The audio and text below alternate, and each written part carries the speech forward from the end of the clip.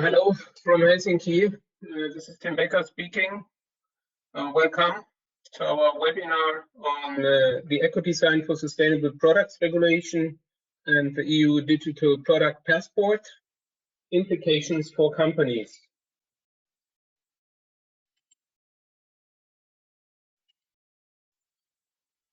So some practical information for the webinar to start with. Let's make this webinar interactive. You are able to send us questions using the chat function. So please do that, and I'll try to answer your questions in the Q&A at the end, if time permits, and if of course the question allows. We may also answer specific questions after the webinar by email. And also please be informed that a recording of the webinar will be made available to the attendees and also published on YouTube. And any feedback from your side will be appreciated.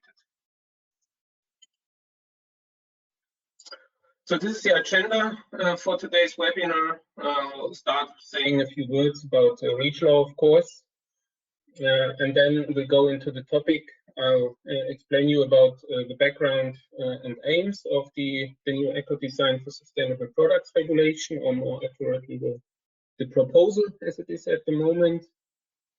Then I will give you an overview of the proposed key requirements. Then a dedicated section will be on the Digital Product Passport. What does it mean? What is it all about? Then furthermore, I will address a little bit the products which are to be regulated and how they are going to be prioritized. And last but not least, I'll address the implications for the companies and how you can prepare already at this point. And finally, I will conclude and provide some outlook also on the timelines, noting that this is still a legal proposal at this stage and no adopted law. And then we have hopefully some time, at least 10 minutes for questions and answers. Overall duration of the webinar should be 60 minutes, and if it's a few minutes more, I hope you don't mind. Just a quick disclaimer and copyright notice for this presentation, which I ask you to take note of. A few words about REACH law. So we are a consulting company headquartered in Helsinki, Finland. We have been around since 2006, and in the meantime we have also opened offices in other countries, in the UK, Belgium, Turkey, and India. In spite of our name, we are a multidisciplinary team. I'm a lawyer, but we also have of course, chemists, business specialists, toxicologists, and so on, to address the issues of chemicals regulatory compliance. We serve different industries and also governmental organizations with our services. And more information you can find on our website.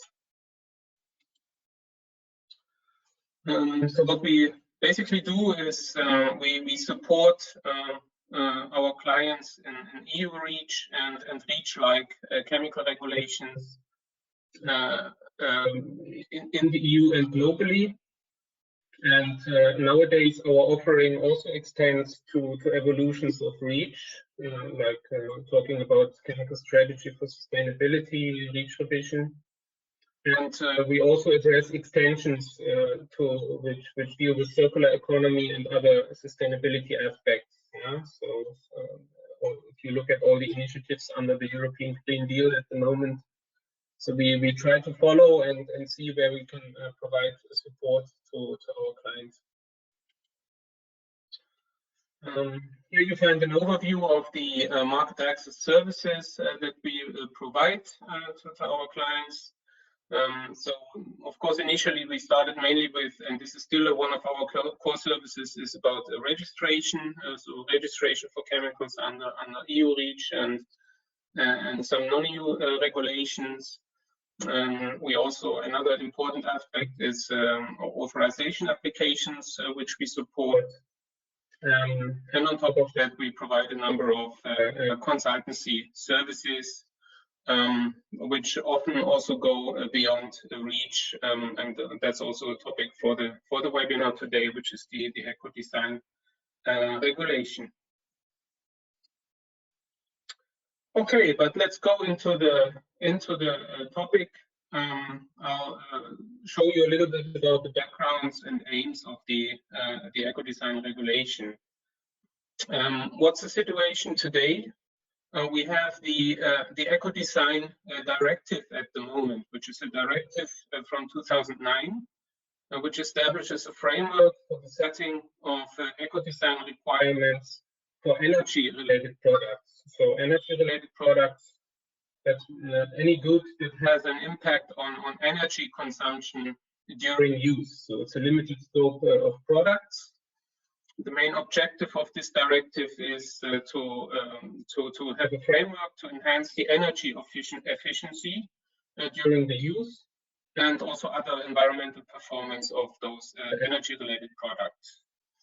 And now, since 2009, about 30 implementing measures have been adopted by the Commission. Well, about 30 energy-related product groups have been covered by implementing measures, and there have been about 50 implementing measures to date. Earlier this year, there was a publication of the latest Ecodesign and energy labeling working plan covering this year until 2024, which covers some new products that the Commission wants to address under the existing legislation. And there is also some focus now on consumer electronics, such as smartphones, tablets, and solar panels. So that's what we have in place today. And now most of you will be aware of what's going on at the EU level. So basically, there are a number of initiatives under the European Green Deal of 2019, which aim to transform the EU's economy for a sustainable future. And so these activities, they go beyond chemical safety only. As you know, chemical safety is mainly addressed in the context of REACH, CLP, and its revisions, and under the Chemical Strategy for Sustainability. But now the more expanded objectives also address additional topics, such as the environmental footprint reduction during the life cycle of materials and products, resource efficiency, and circularity. And in the present context, the Commission's Sustainable Products Initiative under the Circular Economy Action Plan of 2020 forms the main policy basis for the Ecodesign regulation, which we discussed today. Overall, as you can also see from this slide, the current situation in regulatory terms is really very highly complex and involves a lot of uncertainty for businesses and worries about extensive impacts.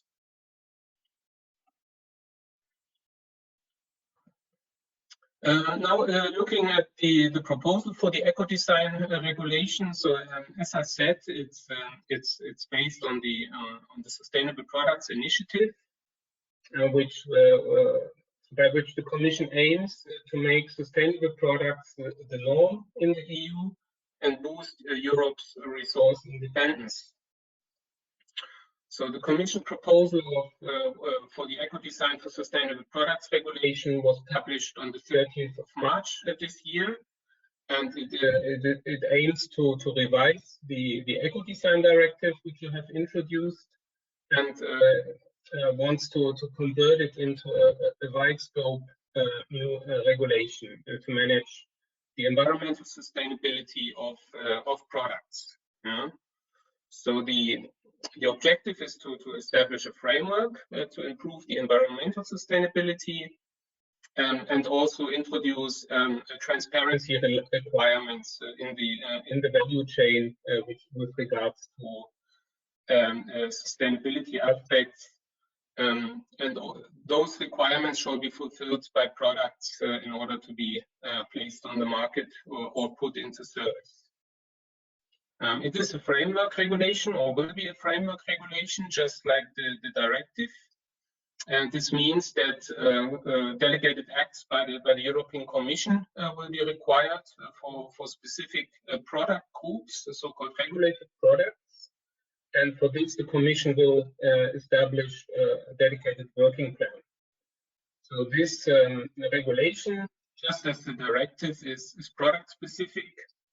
And also importantly, it follows a whole life cycle approach. So we are basically starting at the stage when raw materials are extracted, all the way through the production of chemicals, articles, products, and until the waste stage. And now I will give you an overview of the proposed requirements according to the Commission proposal of this March. And I will start with the product scope. And you see here I have reflected a number of definitions from the Commission proposal. And as you may see from the product definition, it is as wide as one can imagine. It covers any physical good that is placed on the EU market or put into service, including components and intermediate products. Now, components and intermediate products are also defined in the proposal, and also the terms of placing on the market and putting into service, which relate to the first making available or the first use of the products in the union market. So that's a difference to reach. So it's only the first time which triggers the main obligations. Now, what does this mean in practice? This wide product scope means that if we look at the terminology of the REACH regulation, we can see that potentially a product can be a substance, a mixture, or an article, or also complex object assemblies. So it can be all the objects under REACH. We have only very limited exclusions in the Ecodesign proposal, like for food, feed, and medicinal products. There is no exclusion, which we still have in the Ecodesign directive, for means of transport for persons or goods. So that's at least now the situation based on the Commission proposal. And also products, both EU-produced products and imported products are covered by the proposal. So the intention is really to cover the broadest possible range of products this time, as opposed to the current Ecodesign directive.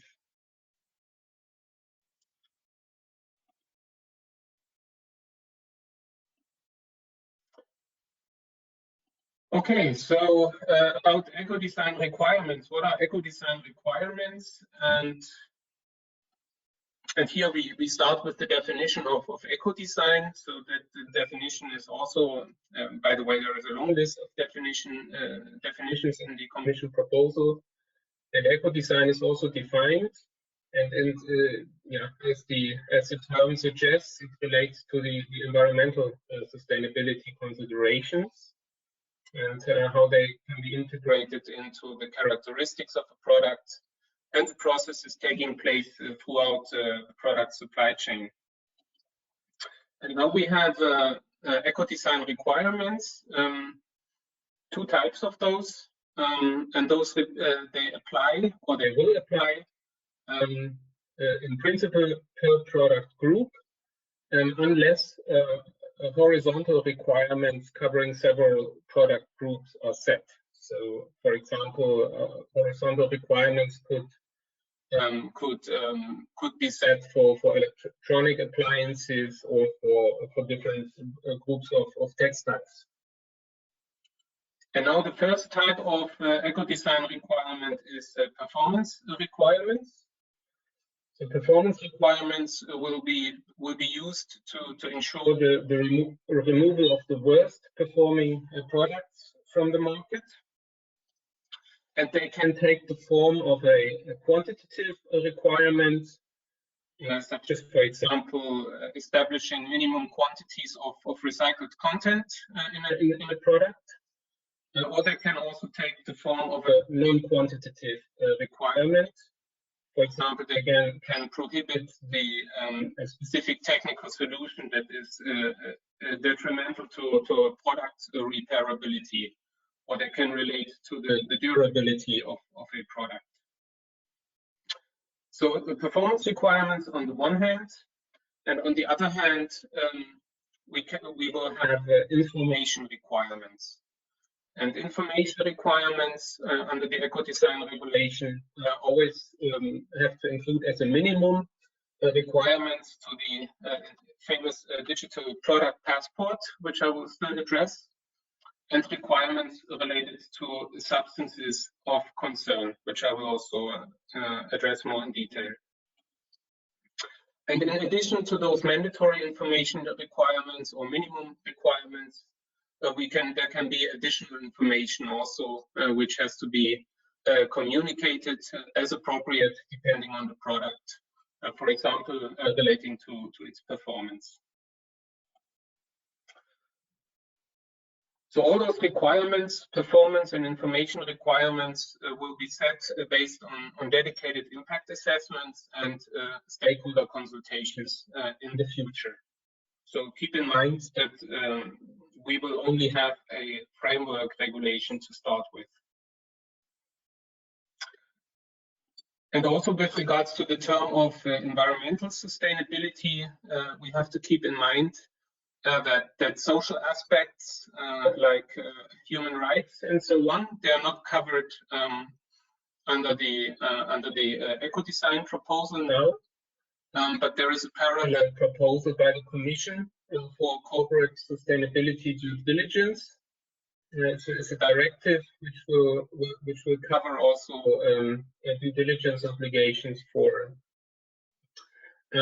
large companies to check in their value chains whether certain social aspects are followed, and also whether certain environmental impacts are minimized in the upstream value chain.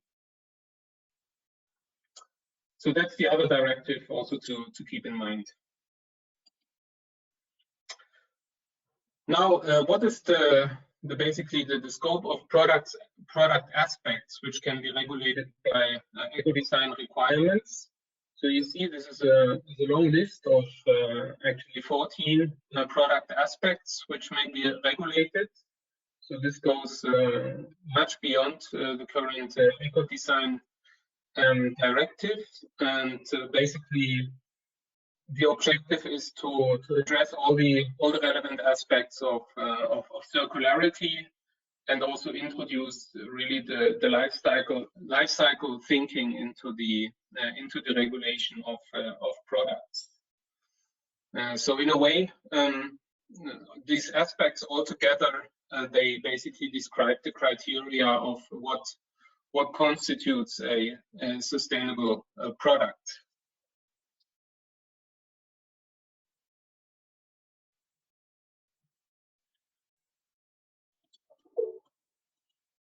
Okay, and now we have substances of concern.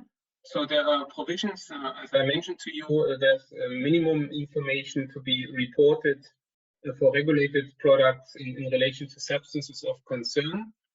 And here we have an important new definition in the Commission proposal, the substance of concern definition in Article 228. And it includes 3 subgroups of substances of concern.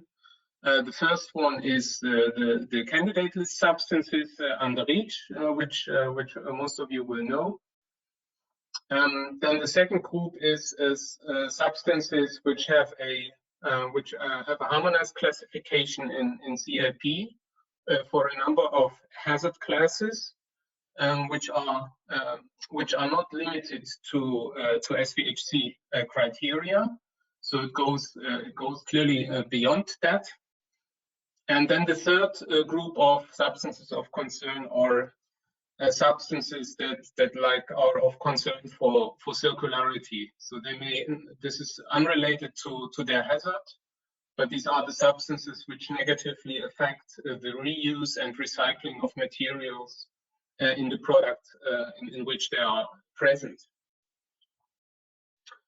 So now the proposal gives us minimum information elements that should be reported in the future for regulated products in relation to substances of concern contained. You see them here on the right-hand side in the table. So some of these information elements, if not many, will remind you of the information to be reported under Article 33, and also to the SCIP database, like the name of the substance, location within the product, instructions for safe use, and so on. But there are also new information requirements which are currently not mandatory, such as on the concentration of the substance. So that could be mandatory in the future, and also information relevant for disassembly. So what is important to note is that basically the scope and exemptions of those information requirements on substances of concern there is a very flexible approach for those. So basically, if you read the proposal, you will see that the information on the candidate list substances above 0.1% should be reported. There are no exemptions to that. But other than that, the Commission will be free to choose or to establish exemptions based on certain aspects, such as technical feasibility or the relevance of tracking a substance of concern, or also the need to protect confidential business information. So that importantly means that the substance of concern list may differ, and the requirements may differ from one product group to the other. So that's for the information requirements. And then for the performance requirements, there will be a possibility to restrict the use of substances, at least for other reasons, which are not relating primarily to chemical safety. Because for chemical safety, you have the possible restrictions in REACH, as you know, and also some other legislation. But here we have more like the possibility for circularity-based restrictions. Yeah? So restricting substances basically based on the last category of substances of concern, if they negatively affect the reuse and recycling, or in general they negatively affect a product's sustainability. So this will be a new possible source of restrictions for substances in products, but not primarily safety related. Now, as already mentioned, life cycle approach is a very important element of the regulation, and this also links to the concept of the product environmental footprint. So when laying down the eco-design requirements in the future, the whole life cycle of a product and all its significant environmental aspects should be considered. And in this regard, there is an important reference to a recent Commission recommendation, which was adopted last year, on the use of the environmental footprint methods to measure and communicate the life cycle environmental performance of products and organizations. So this recommendation basically contains a methodology, a harmonized methodology for life cycle assessment. So I expect that this will be an important recommendation which is driving the conduct of life cycle assessment, both by the authorities and also by industry in the future. You should note that also under the REACH revision at the moment, there will be the possible introduction of requirements for environmental footprint data, which will have to be gathered for registered substances. So we will have to wait for the Commission proposal in this regard. But you will see that that also REACH will extend beyond the mere safety assessments and information, more into environmental footprint at large. So this basically means that the life cycle assessment and environmental footprint are becoming key regulatory elements under the Ecodesign regulation, and possibly even under REACH 2.0 in the future.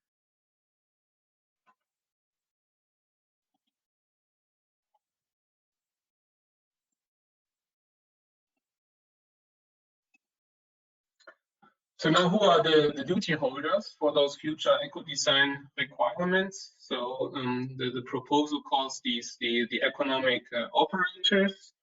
So I have listed here the main actors in the supply chain, starting with the manufacturer of the product.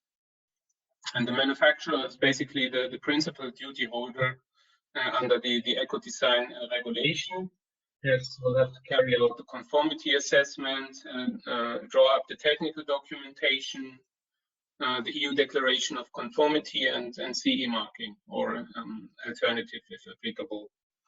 So, and manufacturer in this context is not limited to EU-based manufacturers, but it also applies to non-EU manufacturers which supply to the European market.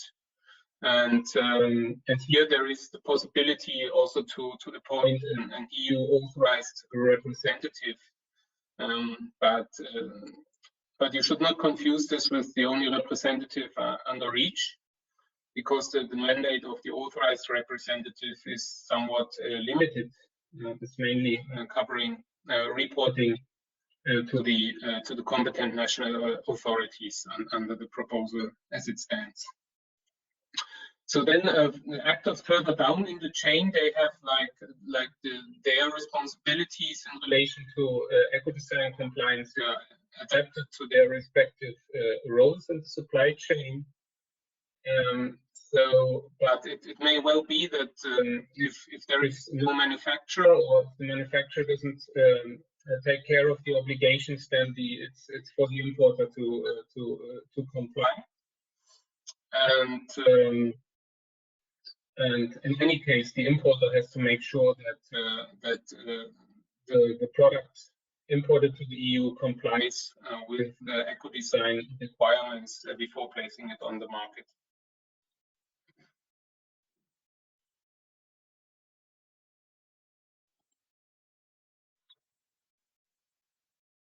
Now, important, of course, the digital product passport. What is it all about? And here we first can have like an initial definition. So the digital product passport is actually a structured collection of product-related data, which are to be defined in the delegated act, with an agreed data ownership and access rights for selected stakeholders through a data carrier and a unique identifier. So the objectives of the digital product passports will be to facilitate access to sustainability-related information for a product along the value chain. And stakeholders to be informed include mainly consumers, other economic operators, and authorities. Second objective is to facilitate the verification of product compliance by market surveillance authorities. And the third objective is to improve transparency of products and traceability of products, especially for the unique product identifier.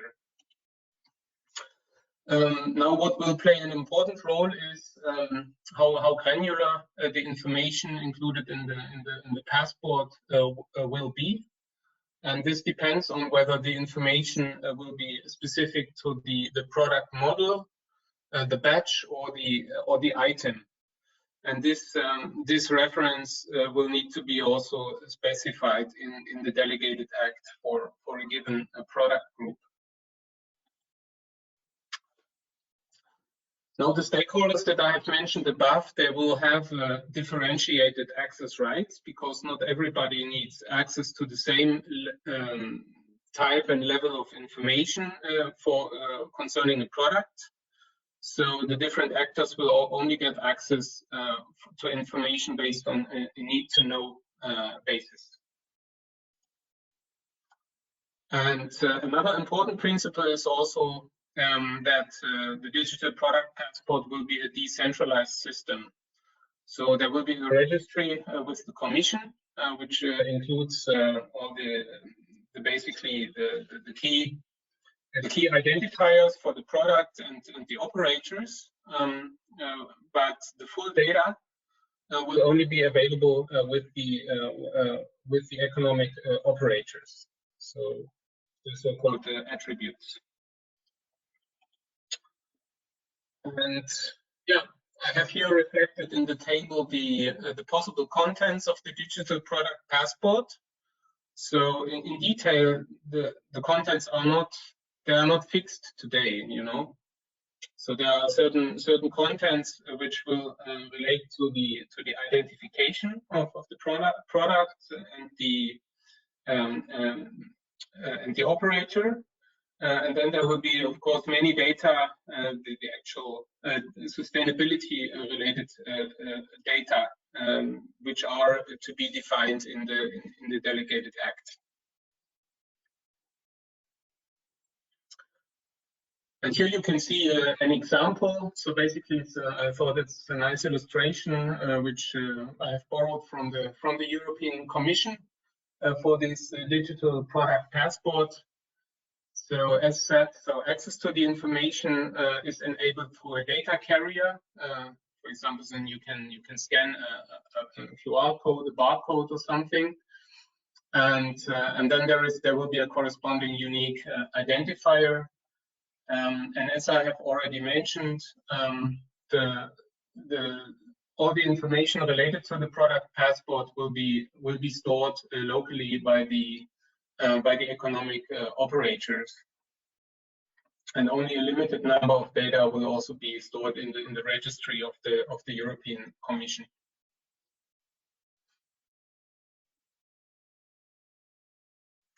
Now, an important question also, which came up a lot already, is what is the relationship with existing communication tools, especially under REACH and when we think about SCIP. So as a simple answer, those existing tools, they will not immediately cease to exist. So initially there will be a coexistence of those different reporting tools. And so if we look at the supply chain, starting with a chemical and leading all the way to complex objects, so we first have the label under the CLP regulation, which basically displays the hazards of substances and mixtures. So this label is provided on the products for consumers, or chemical products, consumers, and also to industrial and professional users. For those, so for economic operators, we also have today the safety data sheet under REACH. So as you know, this does not only contain hazard-based information, but also information about the use of a substance. So that will also remain. Then for articles as such and in complex objects, we have the Article 33 declaration today, which is only required automatically to economic operators, and upon request only to consumers. And since a couple of years now, we have also the SCIP, and SCIP basically ensures that the information according to Article 33 and even some more information is now also to be reported to the SCIP database. so that it would be available to a larger group of stakeholders in the skip database. So all of this is existing today, and now in the future we will have the famous digital product passport, which can apply to products at any stage of the value chain. And but again, I can only highlight that delegated acts will be necessary to specify the products to which this digital product passport applies, and also to specify the data which will need to be reported, and all the other aspects associated with the product passport. Of course, further down in the future, but we cannot see this today yet, it may also occur that the digital product passport can replace the obligations as they exist today, especially for Article 33 and skip. But this will be quite far in the future. Now my next topic is what are the products to be regulated. So of course, given that pretty much all the physical goods are potentially covered under the regulation, there is a need for prioritization. And Article 16 of the regulation proposal contains the draft criteria and the process for this prioritization. So essentially, of course, the objective is to address the most impactful products first. And to this end, the Commission shall adopt and regularly update a working plan, which shall be covering a period of at least 3 years. So this corresponds to the situation which is also the case under the Ecodesign directive today. And now if we look a little bit at the products.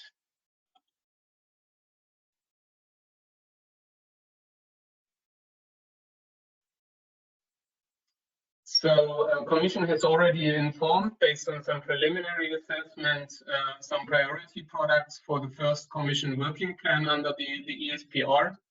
This is still to be confirmed, but just to give you an idea. So of course, textiles, so personal and household textiles are amongst the priority products. Also carpets and mattresses, and the furniture at large. Then third, we have also tires that are planned to be addressed. And then we have a number of chemicals, such as detergents, paints, and lubricants that could be addressed to start with. And last but not least, we have a number of intermediate products that are also relevant for construction industry and many other industries, such as iron, steel, and aluminium. So all of these products are considered to have a high environmental impact and potential for improvement, and may thus be suitable candidates for the first working plan. In terms of other priority products highlighted by the Commission, first of all, on construction products, there is another revision ongoing on the construction products regulation. So that applies to construction products with the exception of intermediate products, as I previously introduced, which some of them may be addressed under Ecodesign regulation next. And also energy-related construction products, they are currently addressed under the Ecodesign directive, and so that those measures would also remain unless replaced. Second, on batteries, we have an important proposal from December 2020 for a new batteries regulation to replace the batteries directive from 2006. And the overall aim of this regulation is to strengthen the battery sustainability throughout their life cycle. So So it's pretty much what also the Ecodesign regulation aims to do, subject, of course, to the delegated acts to be introduced later on. And under this batteries regulation, there is also the instrument of an electronic exchange system for battery information and a battery passport, which basically corresponds to the digital product passports planned under the Ecodesign regulation. So on the batteries regulation part, the requirements imposed by the Commission, they go even beyond the Ecodesign regulation. For example, it appears that there will be a wider possibilities to impose hazardous substance or hazard-based substance restrictions in addition to REACH. There will be also a role for ECHA. And also there are obligations in relation to supply chain due diligence proposed, something that we don't have under the Ecodesign regulation as it stands, or the proposal as it stands today. As regards electronics and ICT equipment, we have to see, we have to wait whether and, well, not whether, but when they will be addressed under the ESPR in the future. As of today, one can be said that the current working plan for under the Ecodesign directive already addresses consumer electronics, as I mentioned, smartphones, tablets, and solar panels. So this is already ongoing, and then we have to wait for the working plan, for the ESPR working plan of the Commission, to see to what extent electronics and ICT equipment will be addressed on the ESPR. The scope of the ESPR is very far. It's very broad, as you may have already understood. So you see from the recitals of the proposal that it may also cover defense equipment, space technologies, and medical devices. So really the most complex products that there are on the market. So it really shows also the importance of this proposal and the future work of the Commission. Now, what are the implications for the companies from all of this, and how can you prepare at the moment? So you will understand that this is a very ambitious proposal, and it is also a very holistic approach to really make sure that the products become environmentally sustainable. At the same time, this whole framework proposal is very flexible and open, also, so very open-ended. So you cannot really say for sure what does it mean for your particular product at this point. So there is a lot of uncertainty regarding the products to be addressed, the timeline when delegated acts will be introduced, and also what will be the applicable requirements.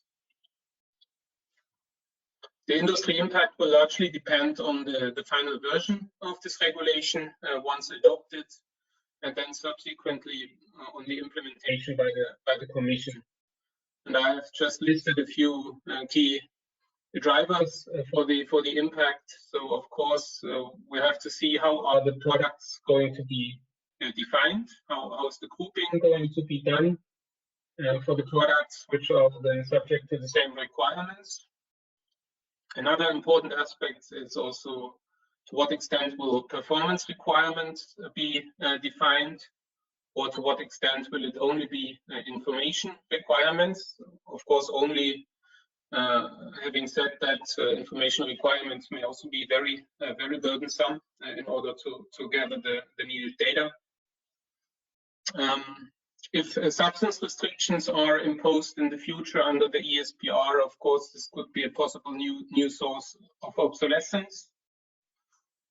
And yeah, and in relation to the information requirements in digital product passport, it is clear that this will be a new additional challenge on top of what we have already under Article 33 and SKIP. So yeah, the best you can do as a company at this point is to assess the possible impact. So, of course, understand the proposed requirements as they stand, and see maybe what could it mean for your business. What are the product aspects that are most relevant and could be potentially covered by Ecodesign requirements? And also one instrument I have not mentioned to you yet, which is the self-regulation. So there will be a possibility of self-regulation measures as a possible alternative to delegated acts by the Commission. So here basically industries can team up. So basically producers of the same or similar products, and can define Ecodesign requirements by themselves. But for those self-regulation measures are already acknowledged under the Ecodesign directive, but there was only very limited use made of those. For example, for imaging equipment. But now, of course, given also the wider scope of the ESPR, maybe self-regulation measures will gain more importance. So it's really advised for industries to look at the criteria. The criteria are, by the way, very strict. I cannot go into the detail here, but you see basically summarized on the slide all the criteria to recognize self-regulation measure. So that it will require also a recognition, a formal recognition by the European Commission that this is a valid alternative to a delegated act. And also one important criterion is the market share represented by the signatories of such a measure, which has to be over 80%. So that is an important limitation of these self-regulation measures. But we have to see, and we have to see also how the proposal is moving forward in the Parliament and in the Council. And this leads me to the conclusions and outlook. So here you can find the timeline to adoption and implementation of the ESPR. So as said, we are now in proposal stage, and the proposal is now with the EU Parliament and the Council. They have started discussions on the proposal, and we would expect adoption and entry into force of the regulation in 2024 at the earliest. And then after that, the Commission is to draw up an implementation strategy. So it is currently expected, or the Commission plans to adopt up to 30 delegated acts by 2030. In the meantime, please be aware that, of course, implementation of the existing Ecodesign directive for the energy-related products will continue. And actually, there are some ongoing activities. For example, for solar photovoltaics at the moment, there is an important consultation out there, which will close in December. And then an important event to wait for is the Commission public consultation on the categories of products to be selected under the first ESPR working plan. So while this regulation is not adopted yet, the Commission already wants to consult before the end of this year on its first ESPR working plan. So we are waiting for that. We have no information whether this will actually happen still this year. It's already quite late in the year, but maybe you have some better information, or we'll see. We shall see soon. And for further information, I also refer you to an article that I have written in a German paper lately on Ecodesign for sustainable products and the EU Digital Product Passport, game changer or slow burner. So that's really an important, a big question to what extent it will, this ambitious proposal will be able to change how products are designed sustainably. Here I have listed a few support services that REACH Law can provide for you at this stage. So we could, for example, help you with impact analysis and monitoring. We could also provide support to consultations on draft implementing measures or now the upcoming Commission working plan. We can also help you by, or especially associations, by means of training and awareness raising on the upcoming requirements. So basically, with our services, we bring together our regulatory expertise and your product know-how to basically get prepared for this new regulatory challenge. And with this, I'm through with my slides. It's still 10 minutes time, which is good.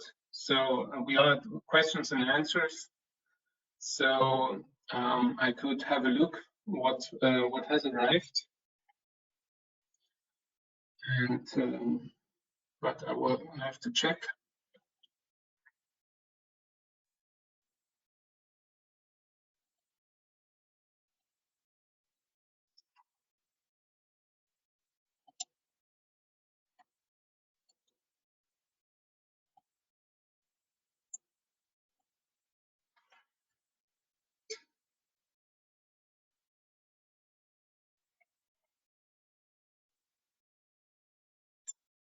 So the first question was, under the new ESPR, does the term products apply to chemical mixtures products as well as physical articles products? I think I have answered this question that yes, given that any physical good is covered by the broad definition, then potentially all the products along the value chain or maybe addressed.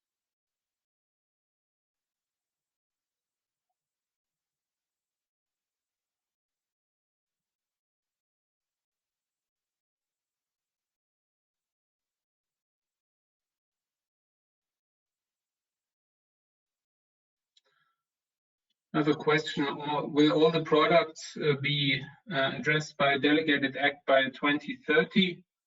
Well, it is currently of course, it is the intention to have those up to 30 delegated acts by 2030.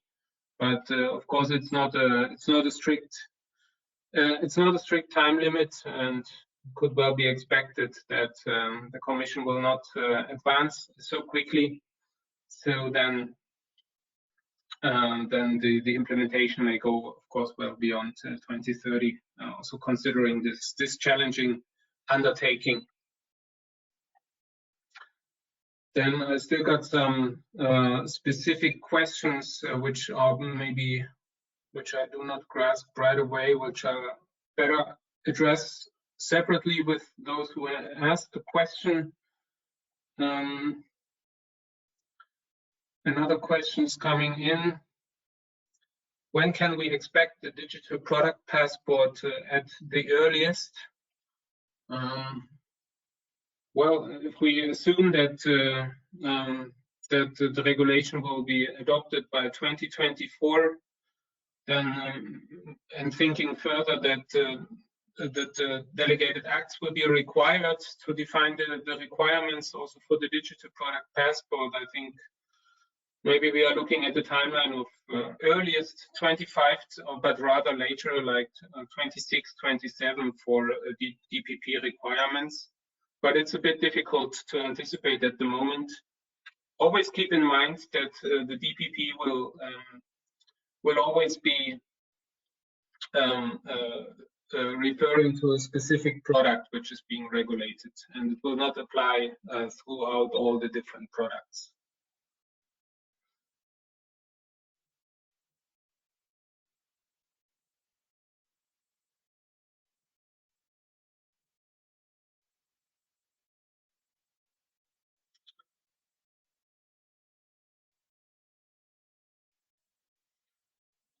Yeah, and then another question was, could you please elaborate further why you consider LCA and environmental footprint the key regulatory challenges? Well, I would rather be more precise and say there are additional regulatory challenges coming up, of course, on top of all the safety-related provisions and requirements. simply because it is a very complex undertaking to carry out life cycle assessment and to determine the environmental impacts of products along the whole value chain, along the whole life cycle. So therefore, I think the collection of the data and the analysis is super complex. So that will be, this has not been done today for most of the products out there. So therefore, and also given that life cycle thinking is such an underlying logic of the Ecodesign regulation, I think that it will be a key regulatory challenge. So yes, LCA will play a major role.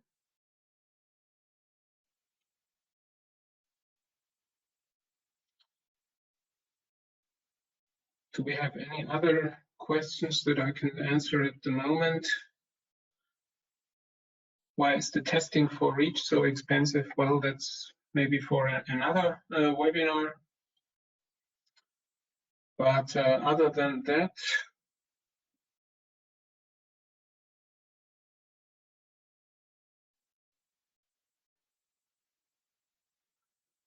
a question coming in, what are the consequences of containing substances of concern? Just the need to include information and safe handling use, or also to demonstrate substitution options? Nearly all metals have aquatic chronic 1 to 4, so not well thought through to include this as a SOC criteria. Yes, well, we will have to see what exactly. As I have presented, this is quite a flexible framework which is being established by the regulation.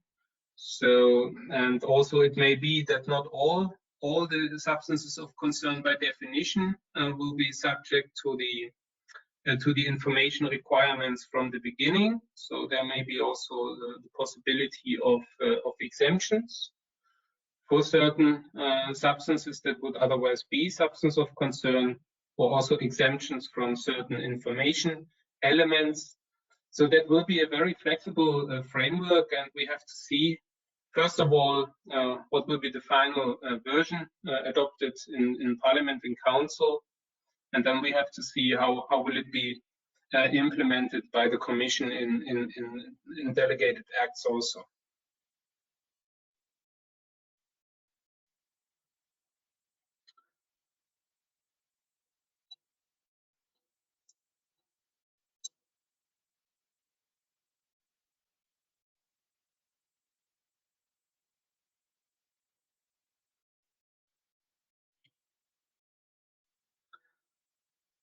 So I think this is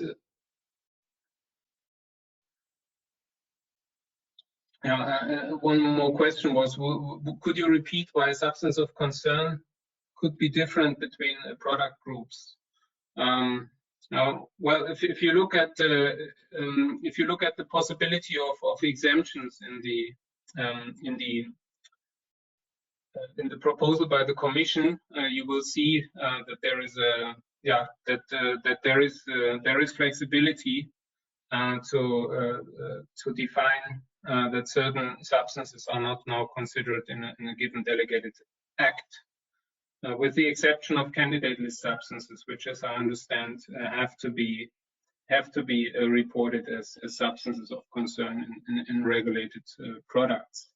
But of course, also if you look at the substances that inhibit circularity, these may be different from one group of products to another one. So therefore, the list of substances of concern could be different.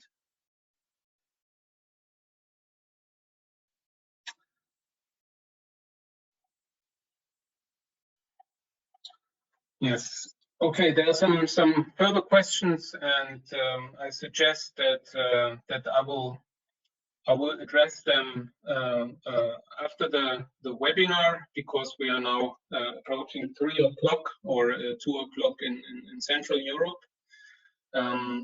But I wish to thank you for your attention at this point. You see that this is a highly complex upcoming topic, but still a lot of room for discussions and no clarity about the final layout of the requirements, especially when it comes to specific products.